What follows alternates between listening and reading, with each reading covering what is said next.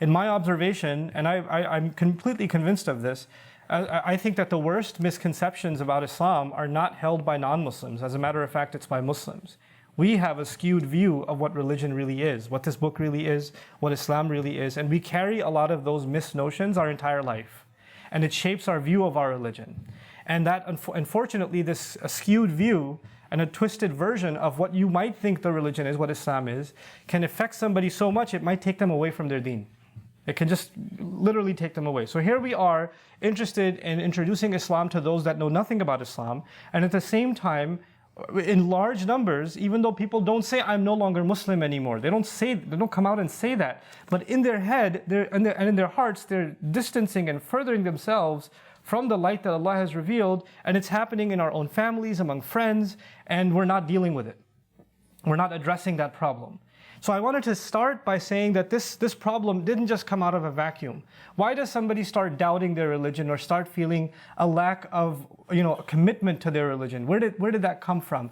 It's unfortunately because we, as an ummah, and I don't blame any one person or any one group or any one school of thought or anything like that, we collectively, we've unfortunately given a biased message of Islam, whether we realized it or not, through the pulpit, meaning the way we communicate the message of Islam, the way we teach the message of Islam. When a young child or a teenager came to the masjid and sat and listened to a khutbah or listened to whatever lecture or whatever else, overwhelmingly there were some messages that were there, unfortunately, for a long time, that should have been balanced, but they've been imbalanced. And I want to start with those impressions that a young person gets, and these are not something I came up with myself. This is based on a lot of conversations with a lot of young people from very many different parts of the world. And this is not just Muslim youth living in the West. This is young people I've met in Malaysia or in the Gulf states, or people that I've met in Europe, or people that I've met in Australia, or here in the United States. So it's a mix of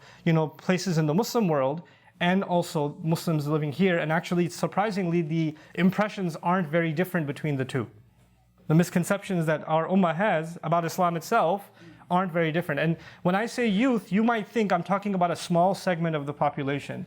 The statistics around the world are staggering. The vast majority of the ummah, maybe over 2/3, is under the age of 35. So when I say the youth of the ummah, I'm actually referring to the majority of us.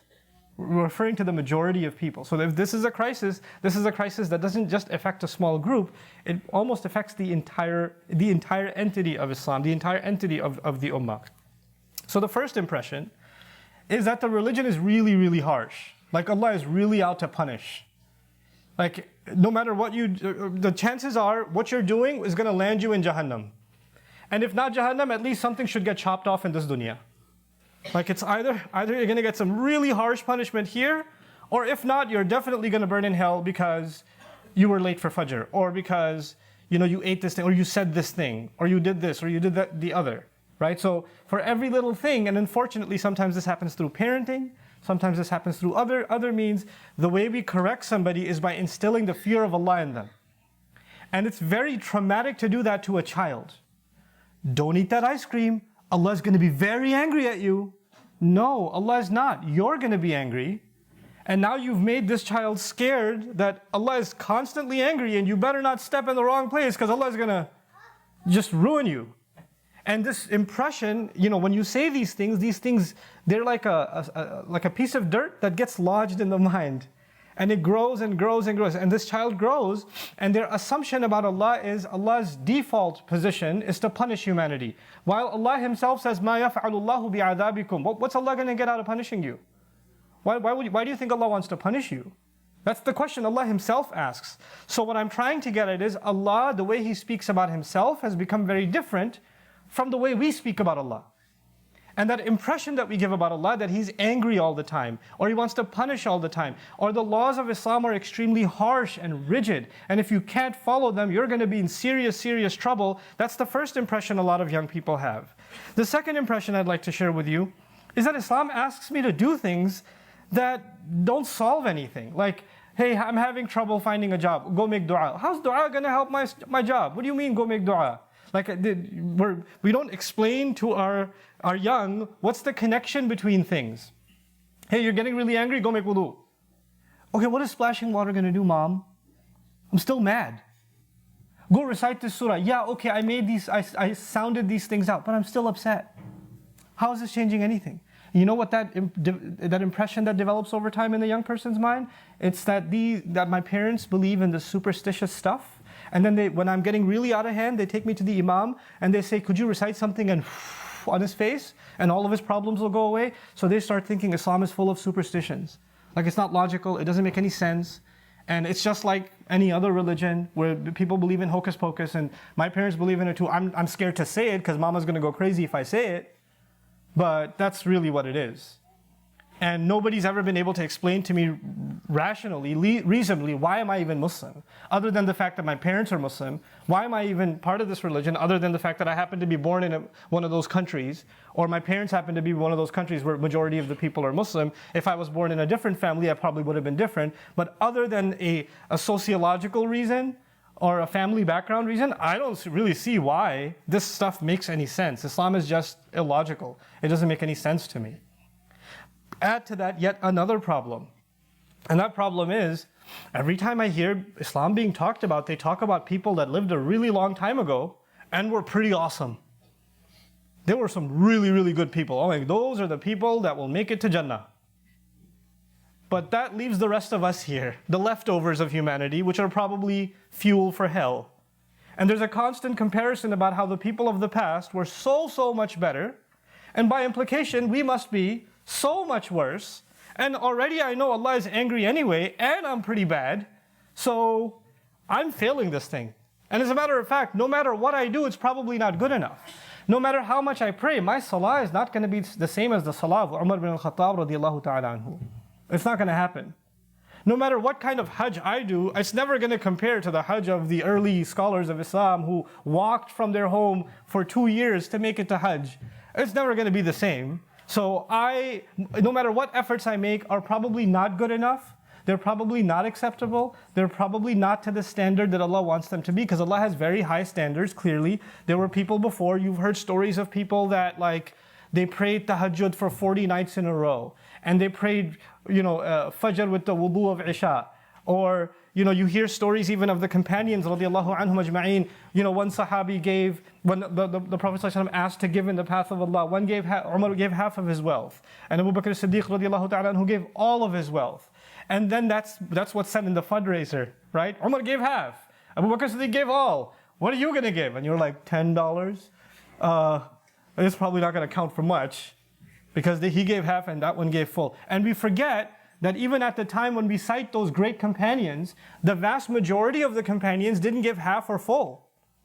The vast majority of them, who Allah is pleased with all of them, did not go to the extent that a handful of them went. Those that went that far are not the minimum standard. They are heroes and they went above and beyond the call of duty, that's correct. But to constantly quote that and to give the impression that, where are you compared to them? Well, that was the case even at that time. There were several Sahaba who couldn't do that, and who didn't do that. You understand? So, but we give this impression that if you can't reach this, then you're probably a lost cause anyway. And of course, there's the narrative that most people are going to end up in Jahannam. So chances are, I mean, look at you. Seriously, you think you're going to go to Jannah? And this impression is given that you're not really the heaven type, you could try, but you and I both know. And you know how I know this impression? People come to me, and the first thing they say to me is, I'm not a good person, I know that, but I just have a question. Why did you already, Allah hasn't passed judgment on you yet? Why have you passed judgment on yourself? Why did you pass that verdict on yourself? Well, I've done a lot of mistakes, or I know Allah is very angry with me. Really? You know Allah is very angry with you. Did you receive an email? Did you receive some kind of communication directly from Allah that Allah is angry with you? You know what it is? People keep telling you Allah is angry with you, and you start believing people as though they have some direct channel with Allah. They don't. They don't. People's opinion of you is not Allah's opinion of you. There's a difference between those things. But you start accepting that about yourself, and you lose hope and become disconnected. Then, of course, it also seems that these stories that I'm being told, or these accounts that I'm being told, they don't seem relevant to my life. Like, I've literally sat in gatherings when people come up and said, well, I was reading the Quran and it was talking about the battle of Uhud or the battle of Badr. What does that have to do with my life? I'm not going into any battle. It's not relevant to me. I've had these conversations not with non-Muslims. I've had these conversations with Muslims, right?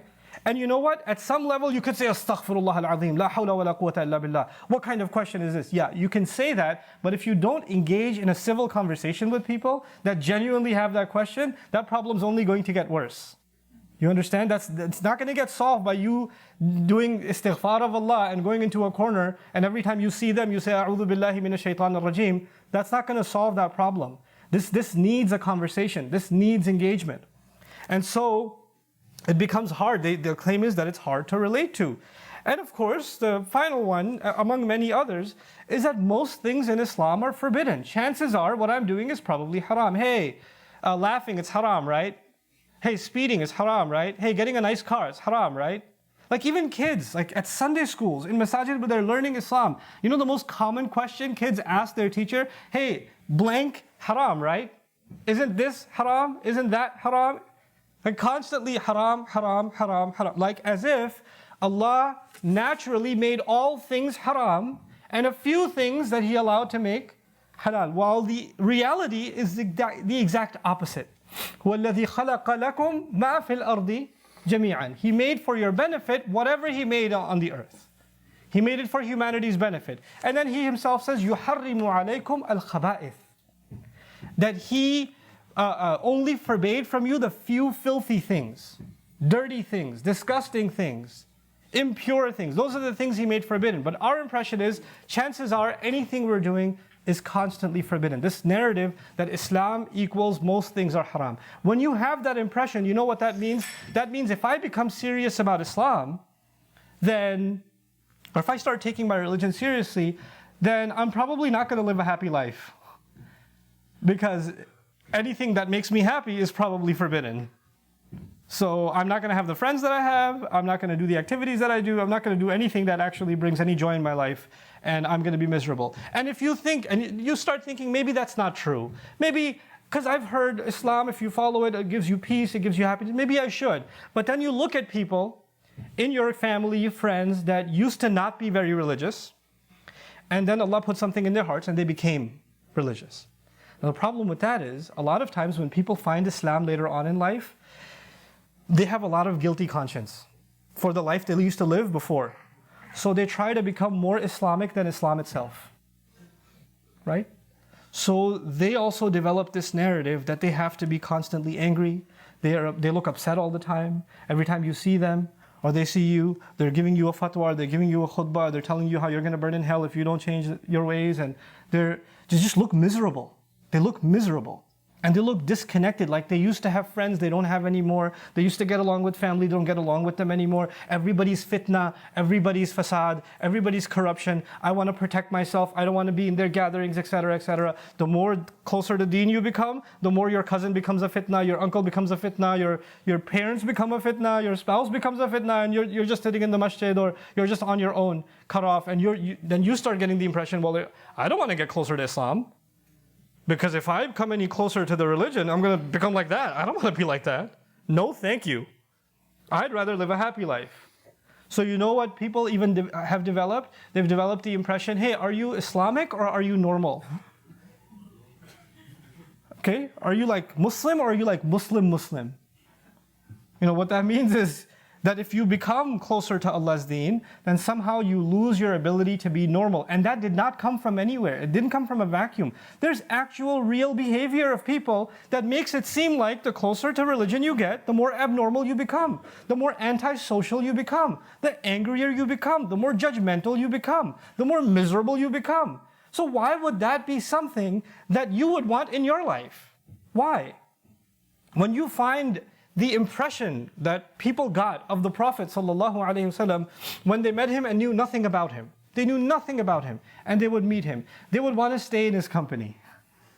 His smile was captivating. Like companions describe, he was almost always smiling. And you know, today there's a direct proportion. The longer your beard gets, the tougher your harsh face becomes. Like it just gets grumpier and grumpier. It's a direct proportionality between those two things. That's a problem. That's a very serious problem. In any case, this is the impression not some non-Muslims have of Islam. This is the impression there are a lot of young people sitting here in the audience that have of Islam. There are young professionals that are now married and are having children of their own. They have this impression of Islam. And if you have this impression of Islam, why wouldn't you be scared to even come into a masjid? Why would you attend an Islamic program? Why would you come to a halaqah? Or why would you go to a convention? Because when somebody says, hey, there's this national convention happening, or there's this speech happening, or this program happening, you're like, I don't go to those people. That's just scary stuff. Have you seen those people, the way they look at you? No, thank you. I would rather have a normal evening. So forget scaring non-Muslims from Islam, we've scared our own from Islam. We've terrified them. This is the problem. I haven't yet discussed any part of the solution. In my mind, Allahu Ta'ala A'lam, there are a few things that you and I need to do to engage that solution. Now maybe you're the ones listening to me right now, some of you actually have these impressions. Maybe you carry some of these opinions. And I'm not criticizing you for carrying these opinions. I can relate that they came from somewhere. And I'll be honest with you, some of these opinions I carried myself at some point in my youth. I had this impression of Islam. I certainly did. When I was in college, I saw a guy with a beard, with a flyer for the MSA meeting. I went the other way. I was like, no, thanks. I'm not doing that. You know? One time there was the family friends, they had a funeral, and that was the one time in high school I went to the masjid. I didn't go to Jum'ah. My entire high school, I didn't go to Jum'ah. I went this one time to the masjid, and the imam of the masjid, drove me back home. So I'm scared to death because the guy is like, super imam guy, and I'm this kid from high school, and he's telling me, if you really want to go to Jannah, then you have to, spend time learning Islam, and you have to get away from. And he said, what do you do? I told him I like playing basketball. I do this, that, the other. Yeah, you have to leave these things, and you have to. And I was like, whoa, I need to get out of this car. Can I get out while it's still moving? And that's the impression I had, and it was terrifying to me. Now, what do we do about that? What are we supposed to do about that? I would argue, and I said this in a subtle way before, but I'll be more explicit now. I would argue the impression we have given people about Allah, we as an ummah, the impression we have given people about Allah is not actually the way Allah presents Himself. Allah speaks Himself a certain way, about Himself, introduces Himself a certain way, but we talk about Allah a certain other way. In other words, our narrative of Islam is very far from the narrative of the Quran itself. That's Allah speaking Himself.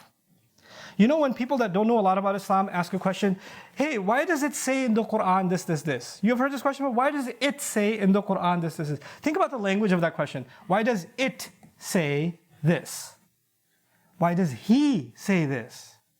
That's Allah talking. But the level of disconnect is so powerful that in your mind, this is just a book, and it says, it speaks. In your mind, it's no longer clear that it's in fact the one who made you and loves you more than anyone ever will, and the one who takes care of every breath you take in and every breath you take out, and every beat of your heart is the one speaking to you here.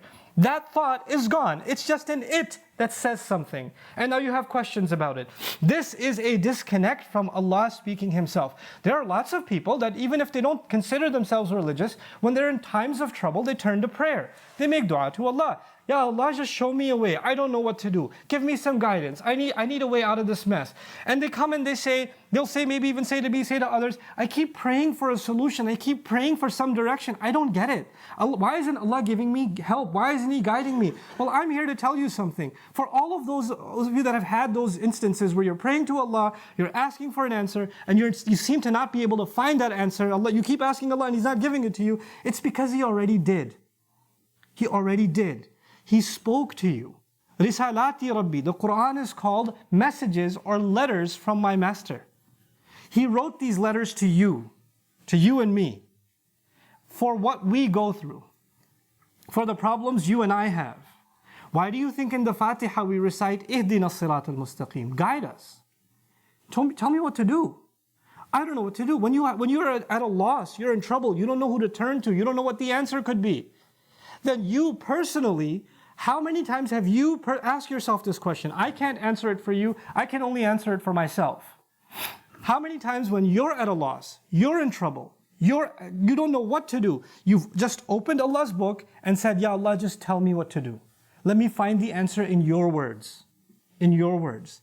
And you know what's so sad about that? It's that for a huge majority of Muslims, we've even made that difficult. This book came for you to connect to Allah directly. We know that for a fact because when you stand in salah, you're supposed to recite, when you're standing, you're supposed to recite Quran. And you're supposed to pay attention to the Quran you're reciting. That in and of itself is explicit proof that there's no scholar between you and Allah. There's no mufassir between you and Allah. There is no someone more knowledgeable between you and Allah interpreting it for you. It's just you, the words of Allah, and Allah. That's it. That's the connection between you and Allah. It's the rope that connects you to Allah directly, the Quran. But what has become your relationship and my relationship with the Quran? Do we actually open it to find what Allah is saying to me personally? And you could say, I don't know Arabic, I only have a translation. Fine. Okay, you only have a translation. And maybe you should seek the answer even in that translation. And you don't understand what Allah is saying. Well, if you don't get what He's saying, come over and ask after Jummah. Hey, I was reading this, I didn't get it. What's that about? Just ask. Ask somebody who does, well, maybe who's studying more than I do. And I'm not saying I have the answers. But I'm saying you will find, Allah will gift you people in your life that might know the answer better than you can figure it out. But if you don't open Allah's book, and you don't seek to ask those questions, and you don't come to it with one attitude, you're not opening the Quran to figure everything out, you're not opening the Quran to criticize it, you're not opening the Quran to become a scholar, or to quote it at somebody else, or to win an argument, you're opening Allah's book because you want a direct connection with Him, and you rather He speak for Himself. You would rather He speak for Himself than somebody else speak for Him. You understand? And you don't tell yourself, well, I'm not a scholar, I'm not a this, I'm not a that. Listen, I've said this 1,000 times, I'll say it again. There were plenty of occasions in which, for the vast majority of the Sahaba, they were not students. The vast majority of them that carried the Quran were not students. A handful of them were students. Most of them just knew the word of Allah and they contemplated it. That's it. That was their connection with Allah's book. That's the early history of Islam. One of the most remarkable places in the Quran is Surah Al-Ahqaf. The Prophet was leaving Taif. He was reciting some Quran. Quran came to him and he was reciting some Quran. And you know that the jinns are invisible, right? The jinns are invisible. Some jinns were passing by. They heard the Quran. And they just stopped in their tracks. And they kept listening. And now we don't know any of this because we don't see the jinn. The Prophet doesn't see the jinn. And they listened, and then they spoke about the Quran. They had this impression of what they just heard. And that impression was so powerful, Allah made it part of the Quran. It's in Surah Al-Ahqaf. What ijazah did those jinn receive? What university did they study from? What grammar did they learn? They just heard the message of Allah and they said, إِنَّا سَمِعْنَا كِتَابًا أُنزِلَ مِن بَعْدِ مُوسَى يَهْدِي إِلَى الْحَقِّ وَإِلَى طَرِيقٍ مُسْتَقِيمٍ. We heard a book so long after the book that was given to Musa. It seems to be guiding to the truth, to a straight path. And those words themselves in the Quran itself. In other words, don't let some people tell you that unless you have degrees in Islamic studies, you should not be opening this book. This book, Allah asked all of humanity to open it. All of humanity, Muslims and non-Muslims. How are Muslims saying they can't open it? How in the world? And then if they do open it, just open it to recite it. For every letter will give you 10 good deeds, but don't look at the meaning. Don't look at the meaning because you'll get confused. You're told, don't look at the meaning, you'll get confused. Seriously? This one book came to get rid of all confusion, and now you say don't look at this book because you'll get confused. The irony of these attitudes that we have been fed, unfortunately we've been fed, and I don't dismiss the value of scholarship. I don't dismiss the value of studying tafsir. But first and foremost, your relationship with Allah is not an academic relationship. It's not a mental exercise. First and foremost, مَوْعِظَةٌ مِّن رَبِّكُمْ. A counsel that came to you from your master, advice. Allah calls the entire Quran just advice. All of it is just advice. So you know what you do? Whatever you're reading, maybe you don't see the advice directly. Alif Lam Mim. I don't know what that means, but I know one thing, there's some advice in it. I know one thing, there's some advice in this. How could this be advice? Let me ask. If I can't figure it out, let me find out. Whatever you're reading is going to be, in one way or the other, advice for you. And you and I are constantly in need of advice. And there's no better advice than someone who truly, truly loves you. You know, when you need advice, you don't go to people you know they have something against you. When you need advice, you don't go to people you can't trust. When you need advice, you go to someone who knows they've got your back no matter what. They're not going to judge you. You can tell them anything and you can be open with them and they'll give you the best advice. You trust their wisdom, you trust their counsel, you trust their confidentiality, you trust that they're looking out for you, you trust that they don't have anything against you. These are your prerequisites before you ask somebody advice. And sometimes you ask the wrong person advice and you say, I'm never going to ask that person advice again. Nobody will give you better advice than Allah. And that will never happen if you don't personally make that journey, personally make the effort to open this book. The month of Ramadan is coming, and the reason I iterated this is that you personally have to now open this book, personally, with nobody else around. And you have to just read a little bit of it every day. I'm not saying recite a juz every day or recite 2 pages every day. I don't put those criteria on you. We're too far from those standards for me to impose that on you. Even if you're going to read 1 ayah a day, half a page a day, 2 minutes of reading a day, whatever. You can even put it up on your phone. Whatever you might want to do. But do that. Engage in it. Engage in it. And I encourage you, these khutbahs, they go up on Facebook Live. As you read it and you come up with questions, post them. Let me collect the questions.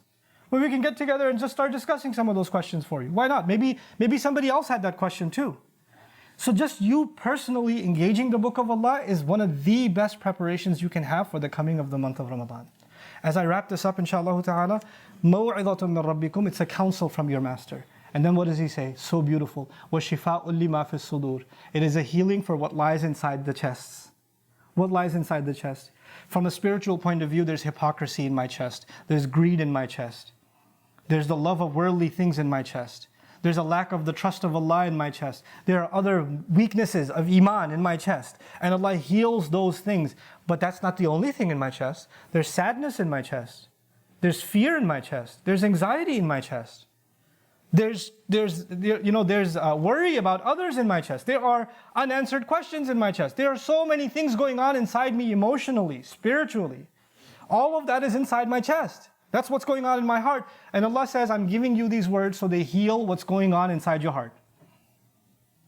If you believe Allah, then you'll have no choice but to open the book. If you truly believe, He's healing what you have in your heart. You and I, all of us, have something going on in us that's bothering us. Every one of us. Every one of us. And Allah is promising, I've given you something that can solve that. That can help you alleviate it. Go find it. That's the invitation from Allah. And then after He says, شِفَاءٌ لِمَا فِي الصُّدُورِ, then He says, وَهُدًى وَرَحْمَةٌ. And then He says it's guidance. Guidance meaning do this, don't do this. Take this course of action, don't take this course of action. Think this way, don't think this way. That's the third step. First, you actually accepted that Allah is giving you guidance. Second, you actually acknowledge that what He's going to give you is going to heal you. شِفَاءٌ لِمَا فِي الصُّدُورِ. And then comes the guidance. And when you do start taking that guidance after you're feeling the healing from Allah's words, then you truly recognize that Allah is not one to punish. Allah is not full of spite. Allah is not looking to judge you and put His justice on you. No. وَهُدًى وَرَحْمَةٌ. It's a mercy. Then you see Allah's love.